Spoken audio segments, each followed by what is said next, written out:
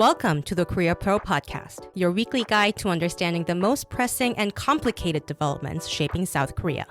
We're your hosts, Jeongmin Kim, John Lei, and Joon Ha Park of Korea Pro. Go beyond headlines as we explain not just what happened, but also what really matters and why it matters. If you monitor South Korea for work or just trying to keep up, you're in the right place. This is the Korea Pro Podcast. Hello, listeners, and welcome back to another episode of the Korea Pro Podcast. It is now Thursday, October 9th. It's a little bit after 4 p.m. Jeongmin, could you kick us off, please? Well, happy Chuseok because there was not much going on, we thought, in Korea. There was no week ahead this week, but there were regional developments that has very strong implications for South Korea this week. Let's start with China. China issued export control orders, it seems. Yeah, so just this morning, the Chinese Commerce Ministry issued two orders. They called it Order 61 and Order 62. Very original. Very original names, yes. But what essentially these two laws came down to, these two regulations, was that Order 61 says, basically in a nutshell, if anyone re-exports Chinese goods, and those goods contain even 0.1% of Chinese rare earths, then those re-exporters will need a Chinese export license. And Order 62 is pretty much what Order 61 says, but they also said, but this one's all about technology. If any re-exporter decides to export Chinese goods, say batteries or high-tech goods, then that will need another export license. Does not this mean basically almost everything? Pretty much, because we have to consider that when South Korea exports a lot of its batteries, those batteries require lithium, much of it sourced from China. And of course, lithium is not a rare earth, but it also has to do with semiconductors, which contains a lot of rare earths. And also, when it comes to batteries, South Korea did not develop these batteries in a vacuum. A lot of these R&D came with joint ventures with Chinese companies. And so with all of this intellectual property and all of these rare earths originating from China, South Korea will need to get export licenses. Now, the way that China framed this is that it's basically saying to Washington, two can play that game being citing national security. What China was saying is that because of all these rare earths were somehow directly or indirectly provided to American defense contractors, this came at the detriment of China's national security. Now, we have to remember that Washington has also imposed a lot of tariffs based on national security, including for cabinets and furniture. And so China's also imposing these two things. They are basically mirror images of one another. So especially Order 62, it kind of sounds like what the U.S. has been doing. Kind of, sort of. What China is now doing is that they are weaponizing sourcing and technology and where they get all their rare earths and their IP from. America is exporting their market access, essentially. And so they're slightly different, but eventually it comes down to the same effect. So my first question about this would be, does China even have the jurisdiction to implement this internationally? Internationally, we are not quite sure whether or not it has actual international law backing sort of jurisdiction. But what China can do is what America has been doing, which is imposing sanctions for the violations of its domestic laws. Doesn't it mean that it's basically sanctioning almost everything, though? Pretty much. What China can say is that if, for example, a South Korean mid-sized company or a large conglomerate exports, say, an engine that contains magnets or rare earths or IP from China, then China can say, okay, you violated our domestic law. So without now the license. Without the export license. So now your company is now part of our list of companies where we will not export XYZ to. Well, I am definitely not jealous of anybody in China working level who has to start tracking what kind of companies and products that involve Chinese, 0.1% of the lithium. And so what this comes down to is that there are going to be two different tracks of laws that South Korean companies will have to adhere to. They'll have to adhere to Chinese regulations and American regulations. And these are not compatible. Because we have to remember that the U.S. also has a lot of export restrictions regarding China and also rules of origin where they're trying to eliminate Chinese goods from the supply chain. And so what we're likely going to have to see in the future, in the very immediate future, is that South Korean companies are now going to have to completely bifurcate their supply chains, one for America and one for China. And this is going to cost a lot of money. Compliance costs will go shoot up the roof. Like with both Order 61 and 62, let's start with 61. Like when it comes to Chinese rare earth involvement, what are some of the things that we see in everyday life in South Korea that are not military or high-tech related stuff? Everything from cars to refrigerators to personal laptops, computers, PDAs, everything has some sort of a Chinese component in it. Did they mention any procedures required for getting the license? They did not. And they also did not specify what kind of punishments that they would go with. But, you know, they've already put a lot of American defense contractors within their list of companies that they will not export to. So we can imagine that that's going to be the direction that Beijing is headed toward.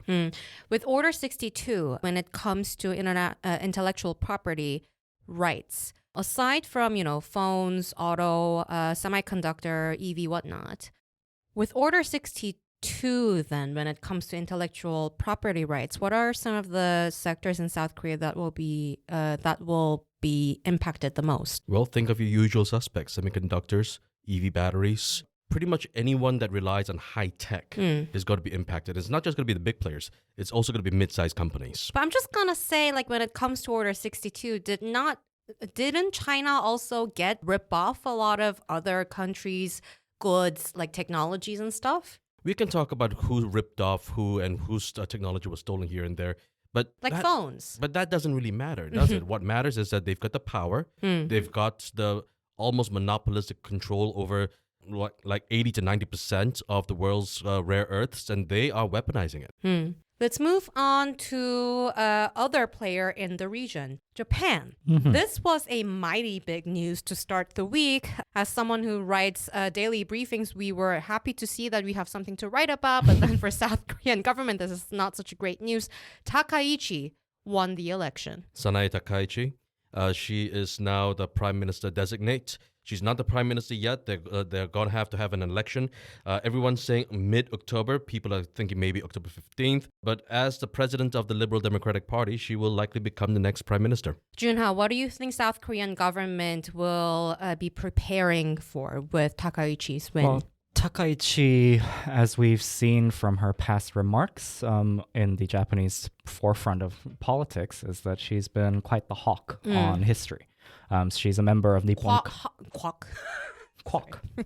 Hawk on history. Can you explain? Right. So she's been a member of Nippon Kaigi, which is quite a nationalist, revisionist Japanese group. The largest Japanese group. It was also, I believe, the former and late Prime Minister Shinzo Abe was also a member of Nippon Kaigi. And he was kind of like a mentor of Takaichi, right, or so she says. Right. So Japanese political analysts and also Japanese analyses have shown that she will probably be the Abe 2.0 of Japanese politics if she ends up going to the premiership at the end of October. Explain what Abe 2.0 means. Right. So she's been championing Abenomics, which is kind of a U-turn on what Ishiba was going for and also his predecessor, Kishida, was going for. But also at the same time, it's Abe 2.0 is based on relationship with China and South Korea. So South Korea and China being her very frequent visits to the Yasukuni Shrine, a Shinto shrine that houses World War II Class A war criminals. Among millions of other Japanese war dead, of course. Yes, but that's always been sort of a landmine, as so to speak, for relations between South Korea and Japan, based on sort of regurgitating the whole historical dispute that has come up, the territorial dispute over Japan's claims over Tokdo Islets. And Takaichi has been very vocal during her campaign, almost siding with the far-right elements of Japanese society in attaining that Japan's minister should be sent to Tokdo Day or Takeshima Day, as Japan calls it. What was the domestic trigger for Takaichi to win over Koizumi? Joon Ha? Yeah, so there's been quite the kingmaker in Japanese politics. His name is Taro Aso, and what he's been doing within his own party. So Koizumi was, expected to take up the LDP presidency. There was this sort of gap between Koizumi and Sanae Takaichi during the latter stages of the LDP presidency run. But Mr. Aso was very much sort of on the forefront in calling for the vote for Takaichi, bringing in together members of the LDP that align with Takaichi's views and also align with Mr. Aso's views as well. So he endorsed her last minute. Indeed. And Takaichi's election as LDP president also does not give quite a good showing for the coalition party that's along with the LDP. I see. That's That would be Komeito. Right. So they've had a 26-year relationship where they've had a coalition, but they're the more moderate side of the LDP. And they don't agree with a lot of Takaichi's very strong hawkish stance on history, including relations with South Korea and China. The reason why I'm asking about Japanese domestic trigger is because when Ishiba was elected, we were expecting improvement in South Korea-Japan relations for the time being, but it ended quite abruptly. Right? So do you expect Takaichi to stay in power for the time being? Well, definitely she will stay in power for the time being. I think, But the question is how long that time being is. Exactly. Yeah. So what are some of the main policy differences when it comes to South Korea and also Taiwan-U.S. relations between Takaichi and Ishiba? So Ishiba's had a very much sort of moderate approach to viewing Japan's wartime history and also relations with South Korea on the forefront. So trilateral cooperation against North Korea, North Korean denuclearization, all that jazz. Yeah, and also South Korean editorial boards were so happy that Ishiba won. Yeah, and Ishiba has been that moderate politician ever since that he joined politics, whenever it was. But Takaichi, on the other hand, offers quite a U-turn to Ishiba's stance. It's unlikely that she'll be carrying on that stance to the strong hawkish point that she has in the sort of sidelines of the LDP as she has for her many years in Japanese politics if she brings it to the premiership, because she knows that the leader of Komeito, the coalition party that's along with LDP, it's not very happy with Takaichi's views, and they've openly stated that they will not support Takaichi to the premiership if she does carry on with these views, sort of this Japan first view, Iron Lady view. So, John, you wrote about Takaichi's win and what it means for South Korea, but before we move more into South Korea policy related stuff, I think broadly speaking, I think Japan's views on Taiwan Strait and China, I think it's something that we have to keep a very close eye on, considering how the U.S. Indo-Pacific strategy largely relies on it. Takaichi's views on Taiwan contingency, can you walk us through it? Sanae Takaichi has been she's not been very shy about her support for Taiwan. Earlier this year, she actually went to Taiwan to meet with the Taiwanese president.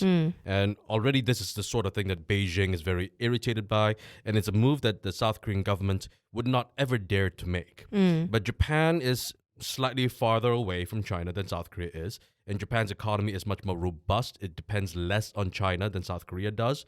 And so because right now Sanae Takaichi is very much pro-maintaining the status quo in Taiwan and actually meeting with the Taiwanese president, that aligns very well with what's going on in Washington. The U.S. right now wants to make sure that it really beefs up the defense of Taiwan, and Japan is going to be a very big part of that calculus. And so we've already seen different kinds of different figures within the U.S. governments, whether we're talking about members of the Joint Chiefs of Staff or whether we're talking about the civilian side of the defense the War Department, as they're calling it now, openly saying that they want to have a much more robust USFJ, United States Forces Japan.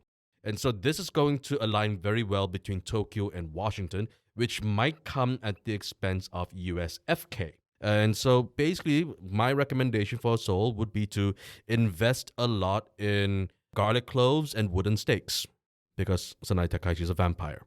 And Takaichi also vowed for a fiscal expansion to make Japan a rising sun again. Right, so they're trying to move away from their pacifist constitution. Which is a big deal if they actually do that. Of course, but it's been in the talks in Japanese politics and the Japanese right-wing politics for quite some time. Changing the pacifist constitution was always an agenda under Shinzo Abe's cabinet. It looks like Takaichi's actually bringing it back on the forefront. If she if she does bring it back, and if she does end up going to the premiership and making a cabinet that sort of resembles the Shinzo Abe cabinet of the early 2010s and the early 2020s, it's something that I think could be very much problematic for South Korea-Japan relations and also relations with Beijing as well. Bringing back all of these World War II anti-Japanese sentiments. But I'm not quite sure even if she wants to do that, whether she can, because again, the LDP doesn't have control over the Diet. They don't have the political capital.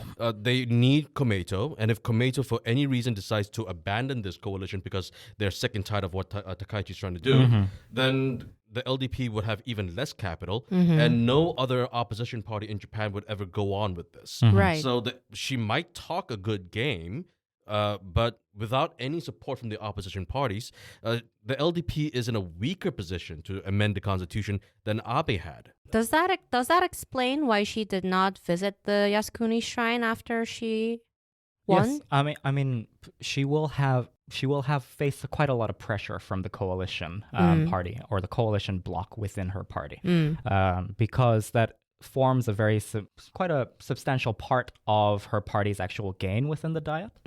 That's why I think whatever Takaichi or her cabinet ministers say about historical relations or changing the pacifist constitution, it's up to Seoul's diplomats and it's also up to Seoul's top brass to make sure that they don't overreact. Just so we just briefly walk you through what the pacifist constitution amendment means, she wants to include officially the self-defense forces into the constitution. And I think she also wants to delete Article 9, Paragraph 2, which is explicitly saying that the self-defense forces are just for defense, right? She wants to make it more proactive. What does this actually mean for South Korea, though? Making the SDF more proactive. Now, if Takaichi got things done her way, and the SDF, the self-defense forces, actually became a more proactive military force, a normalized military, as many in the Japanese right have been saying, one thing that the Japanese government have been saying for years now is preemptive strikes against North Korea. Yeah, exactly. And if the calculus is that if they ever see North Korea getting ready their nuclear missiles and they're aiming at Japan, then Japan would want to have preemptive strikes. Now, there have been many different interpretations of the Constitution saying that even with the way that it is drafted right now, it would still allow Japan to launch preemptive strikes. But if they do amend the Constitution, again, a big if, and they make this a formal thing, then this would put South Korea in a bit of an awkward position because North Korea's nuclear weapons and artillery and WMDs, chemical and biological weapons, they're not only aimed at Japan, South Korea is much closer. And if any sort of Japanese preemptive strikes occur, South Korea would be caught in the crosshairs. And with those developments in China and Japan, South Korean officials have a mighty long list to handle after the Chuseok holidays, and this adds to that. The European Commission on Wednesday proposed a new permanent measures to protect the steel industry from global overcapacity. Was that their wording? Yes, it is. Yes, overcapacity is their word, and that is actually true. There is an overcapacity of steel worldwide, and a lot of it is because of China. Now, China's economy has not really recovered since COVID. And one of Beijing's strategies to try to recover the economy as much as possible is to export their way out of the economic slump. And so just this year alone, Chinese companies have already exported over $100 million worth of steel worldwide. And so yes, there is an overcapacity of steel, and the Europeans are feeling quite a lot of pain from this overcapacity. And so what's been going on is that, okay, this entire tariff war, the Europeans didn't start it. The Americans did under Donald Trump. Section 232. Section 232 tariffs, exactly. And with the Americans imposing their own tariffs, and it's not just the United States, it's also South Korea, Vietnam, and a whole bunch of other countries as well, also imposing anti-dumping duties against Chinese steel. And so the Europeans are now also saying that they are going to rejig their policies about steel imports. They're going to cut the amount that they're going to import. They have a quota, and they're going to cut it to nearly half of what they import in 2024. And they are going to raise the tariffs by 50% for those steel that is not part of that quota. And this will really impact South Korea. And that's because South Korea exports a lot of steel to Europe, especially high-end steel. And the European Commission, I guess this is the main difference with how Washington approaches it. They, at least on document, made it sound like it's like very justifiable. They said it's WTO compliant. But what kind of procedures do they need going forward? Well, this was just a proposal. They do have to vote it within the European Council and the European Parliament as well. We don't know if this is actually going to pass as it is written right now, but the mood is there. People are feeling a lot of anger regarding U.S. tariffs, regarding Chinese steel exports. And so the Europeans are saying we need to protect our workers as well. Within Europe alone, there are 300,000 people who are working in the steel sector. And these people are saying that because of all these imports, European steel manufacturers are having to shut down. They're going to have to lay people off. And as soon as the word layoffs is uttered, even once, people start to feel very defensive about it. So what's the ultimate implication for South Korean export model and industries? Short answer, the steel industry is in big trouble. It's being cut off from American markets, it's being cut off from European markets, and they really can't export their way to Asia because, as we said earlier, the Chinese have been flooding the market with their steel as well. And so the only way forward, and this is going to be a very short window, is for the South Korean steel sector to come up with really niche markets. Now, what do those niche markets look like? I have no idea. But I'm sure that that's what the South Korean steel sector is really focused on right now, because if they cannot figure out what the niche market is, then the steel sector, POSCO, Pohang, everything, they're going to feel a lot of pain in a very short order of time. So overall, it's a very shit news week for South Korea globally. Does it ever get better? No. Duh. Looking to stay informed about South Korea's fast-evolving political, business and cultural landscape? Join us on Korea Pro, the go-to resource for in-depth analysis expertly curated by top-tier professionals. And now you can pick the membership level that best suits your needs, thanks to our new subscription packages. Starting at just $199 annually, you can access daily analysis and our weekly podcast. Or try our premium membership package, which offers additional perks such as executive briefings, monthly reports and forecasts, networking receptions and event opportunities, as well as much, much more. To find the best fit for you, just head to signup.koreapro.org and become a member today. Week ahead, after the Chuseok holidays and including the Hangul Day holiday, the government has a lot of issues to address, including the detainment. Right, so Seoul has asked Israel formally to swiftly release a South Korean activist or a South Korean national who was an activist that was detained after a humanitarian aid flotilla that was bound for the Gaza Strip was seized by Israeli forces. It was this morning, right? It was this morning, right. So the South Korean presidential office spokesperson Kang Yoo-jung, she came out and then she said that the president ordered his administration to mobilize all diplomatic resources to ensure the safety of the individual. She was identified by civic groups a couple days ago as 27-year-old Kim Ma-hyun. I think she posted something on social media. She right? did. So before she was detained, she pre-recorded a video of herself, identifying herself and going by the activist name Hecho. And she was aboard one of the 11 vessels in the 1,000 Madeleines to Gaza flotilla, which was seized around 11:40 a.m. Monday local time. Now, the Israeli government did say that they are going to deport all of these activists, but we just don't know how quickly this will happen. And to resolve this, the second Vice Foreign Minister Gina Kim met with Barak Shine, the acting ambassador of the Israeli embassy in South Korea. Not much details yet. Right. So just going back to what the foreign ministry said to to Kim, the 27-year-old who was detained, they said that the South Korean embassy in Israel had repeatedly warned Kim of the risks of entering Gaza, which is a level 4 travel ban zone under Seoul's jurisdiction, but without prior approval for exceptional passport use, which could lead to penalties under South Korean law as well. Passport law violations. Yeah, and then Israel's foreign ministry also said on the platform X, formerly Twitter, that the seized ships and passengers were safely taken to port and would soon be deported, as John just mentioned.